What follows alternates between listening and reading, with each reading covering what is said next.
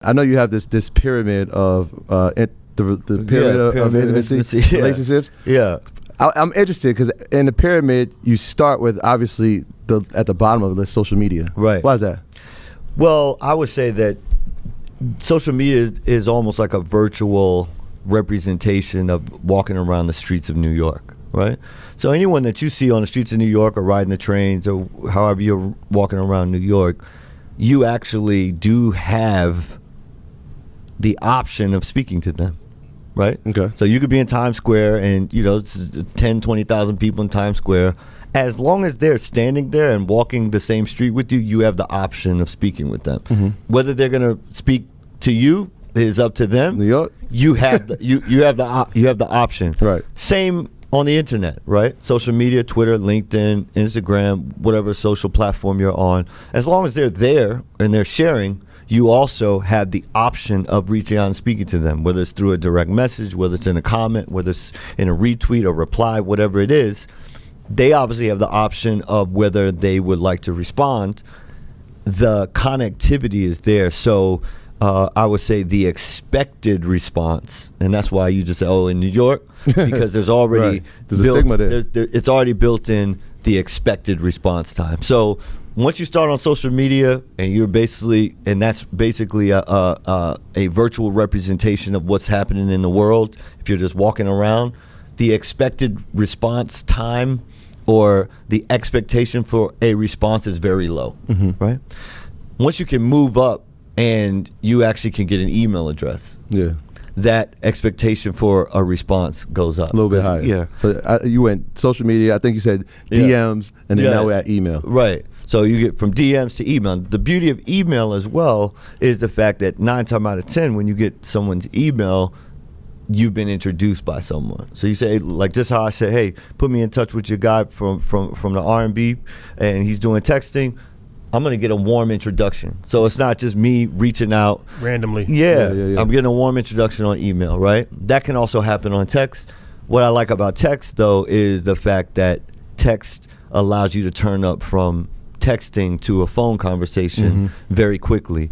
And when you have that kind of rapport, you're really going to see who wants to work with you when you can take stock of who actually answers your phone call, especially in 2020. Who's actually going to answer the phone call, right? And then that continues up the pyramid. Okay, we had a phone call. Hey, look, why don't you pull up at this time? You got that in person, and then you continue moving up the pyramid from there. So I want to talk about Superphone, but before that, I wanted to go back to you said you made $2 million off that album when you took it off. So can you detail, like, how did you do that? Was it through your merch? Was it through live shows, a combination of everything? Like live made up the majority. Live shows? Yeah. So when I put my number on Twitter and say, hey, everybody shoot me a text, there were 35,000 people that texted in. The first response that everyone got, and whether you're texting, you texting me for the first time or you see any of these other celebs, I mean, they're now 6-7 years later, everybody finally caught on, you know what I'm saying? Visionary. But the first response is, it needs to be automated, right? And so for you to be able to manage the scale. And that first response is always, thanks for texting. I would love to know who you are. So please, put your information in my phone, right? Because I'm not going to type everybody's information. Yeah. So here's a form you can actually put your information in my phone, so I know who's even texting me. At that point, the difference I would say between my 2013 campaign and the campaigns that I'm seeing now is that there was a very specific intent captured at the initiation of the conversation. So I didn't just say, hey, here's my number, shoot me a text, what's up? I said, look, shoot me a text to get my new album. So they shot me a text. I already know the reason they're texting is to get my new album. They want the product. What's your information? Once I have the information, here's a link to get the album. Once that intent is captured, then you have an incredibly high conversion rate. So 1 out of every 2, about 17,000 people actually bought that record. They bought it for $10. That's 170,000, right? The difference, though, is that I now have a Rolodex, a record, a ledger of every single person that's willing to actually spend money with me directly. So now not only do I have names, not only do I have emails, not only do I have telephone numbers, I have city and state and country information. So now I'm going on tour. Got the real gold. You're going on tour, people go to concerts because it is a social experience. So yeah, you might go to the concert if none of your friends want to go. You still figure out a way you go by yourself, but you're still in a room with a bunch of people. You guys are connected by the fact that you appreciate the artist that's on stage.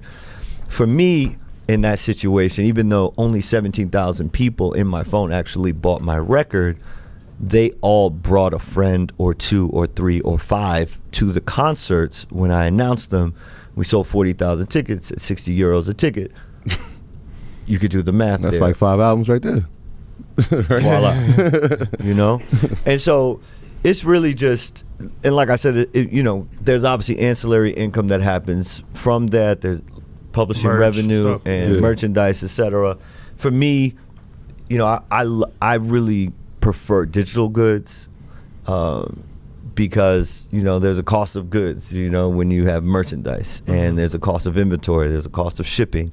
And so digital goods for me have always been my preference, just because they have unlimited scale, and as long as you're delivering value, hopefully your content is going to be evergreen. And so that's why I always remind an artist that even though you may feel like your music is outdated to you, it's actually brand new for the person who's hearing it for the first time.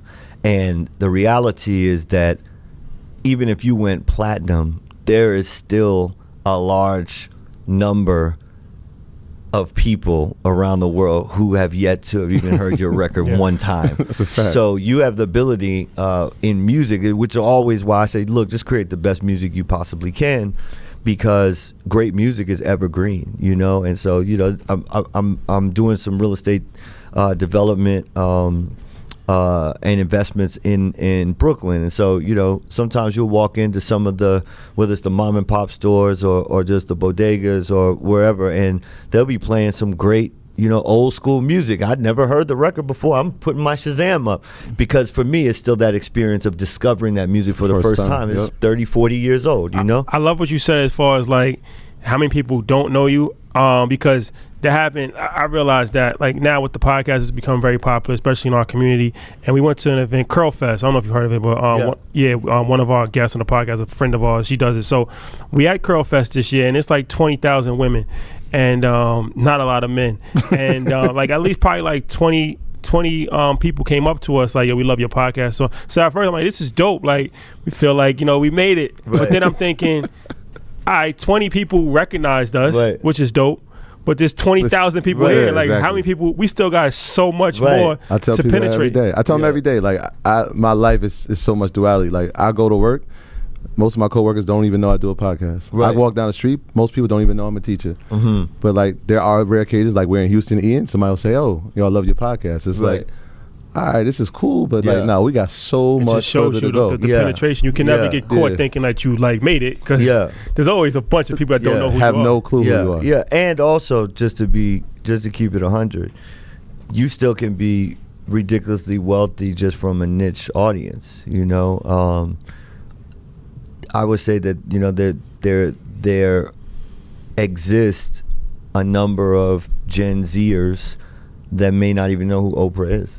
Right? Mm-hmm. That's a fact. The audience, though, that she's created, that's her niche audience, and that's a loyal audience, and that audience is not just limited to the viewers, it's also limited to the television executives that love her content and want to syndicate it, right? And so I think that, you know, I would say the conundrum of scale, or the dilemma, if you will, of scale is, unless you really have the technological infrastructure to have a direct relationship with each one of your listeners at scale, you're better off having a manageable audience in terms of size, so that you can actually have a depth of a relationship with those folks. I have folks, you know, you look at my socials compared to the biggest stars or influencers on Instagram. I'm sitting at 360,000 followers.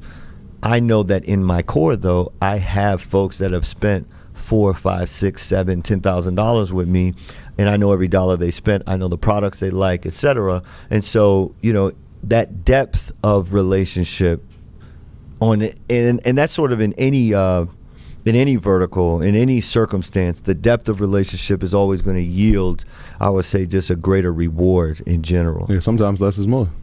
Less is more. A lot of times less is more. And this is a prime example of it.